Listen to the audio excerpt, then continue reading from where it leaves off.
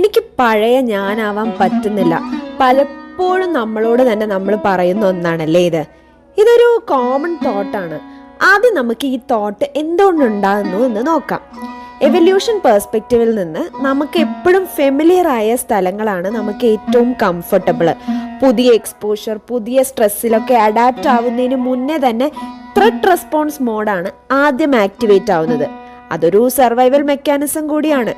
ഇത് പക്ഷെ ഒരുപാട് ഓവർ തിങ്കിങ്ങിലേക്കും കോൺസ്റ്റന്റ് ആയിട്ടുള്ള ഒരു അലേർട്ട്നെസ്സിലേക്കും ഭയങ്കരമായിട്ടുള്ള ഒരു ക്ഷീണത്തിലേക്കും ഒക്കെയാണ് ചെന്നെത്തിക്കുന്നത്.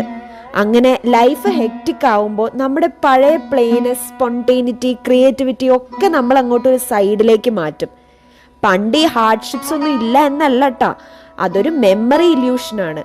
നമ്മൾ നൊസ്റ്റാൾജിക് ആയിട്ട് ഓരോന്ന് പറയുന്നില്ലേ, അത് ആക്ച്വലി നമ്മുടെ ബ്രെയിൻ എഡിറ്റ് ചെയ്യുന്നതാണ്.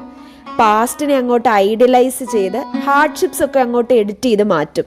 അപ്പം അൾട്ടിമേറ്റ്ലി പ്രസന്റ് വേഴ്സ് ആയിട്ട് തോന്നും. ഇതിൻ്റെ സൊല്യൂഷൻ ഇതിനെപ്പറ്റി തന്നെ കൂടുതൽ ചിന്തിച്ച് നൊക്കളാച്ചി അടിച്ചിരിക്കുക എന്നതല്ല കേട്ടോ. കുറച്ചുകൂടി ക്രിയേറ്റീവ് ആയിട്ടുള്ള കാര്യങ്ങളിൽ ടൈം സ്പെൻഡ് ചെയ്യുക.